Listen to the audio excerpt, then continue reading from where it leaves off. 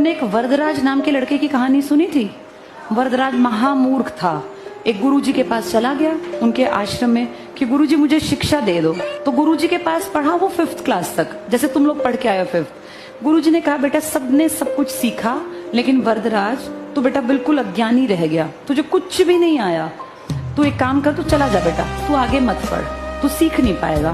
तो वरदराज चला गया, बहुत दुखी हुआ। सारे दोस्त पीछे छूट गए, पढ़ाई छूट गई, गुरुजी ने मना कर दिया और कोई मुझे पढ़ाएगा नहीं, बड़ा दुखी हुआ। रोता रोता गया अपना सामान लेके। गुरुजी ने एक तरह से उसको स्कूल से, हॉस्टल से निकाल दिया। जाते जाते जाते, तब तो बेटा पैदल जाया करते थे, रास्ते में एक कुआं मिला। तो वरदराज उस कुएं पे बैठ गया।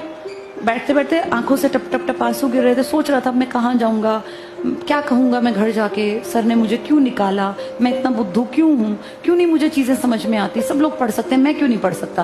वरदराज बहुत दुखी था, बहुत परेशान था, क्योंकि इमोशंस तो सबके अंदर होते हैं, दुख सबको होता है। तो बैठे बैठे वहां उसकी नजर गई जो कुएं की मुंडेर थी, उसके पास जहाँ रस्सी से पानी निकालते थे, जहाँ रोज रस्सी से पानी निकलता था, वहां का पत्थर थोड़ा सा घिसा हुआ था, अच्छा कटा हुआ था। तो वरदराज ने सोचा ये इतना टाइट पत्थर जो कि आदमी के अगर सर पे मार दे तो मर जाए, ये पत्थर कैसे घिस गया। उसने बहुत सोचा पत्थर कैसे घिस गया। वहां से कोई समझदार सा आदमी गुजर रहा था, उसने बुलाया बाबूजी एक बार देखना ये इतना भारी भरकम मोटा पत्थर ये घिस कैसे गया, और सिर्फ यहीं से घिस गया, एक छोटी जगह से।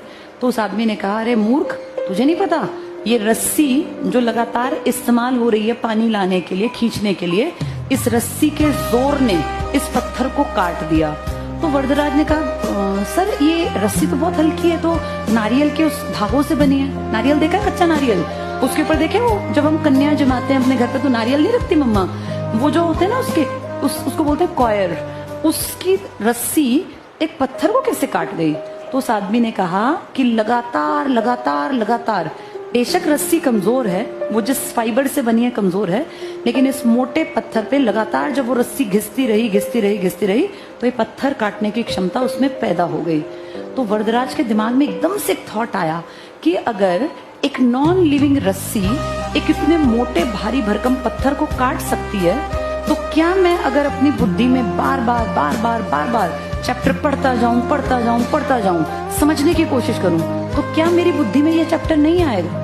उसको फील हुआ कि आएगा, अगर एक रस्सी काट सकती है एक भारी पत्थर को तो मैं भी सीख सकता हूँ।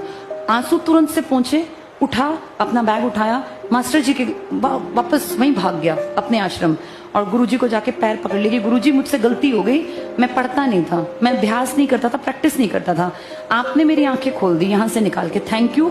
और मैं हाथ जोड़ के कहता हूँ आप मुझे एक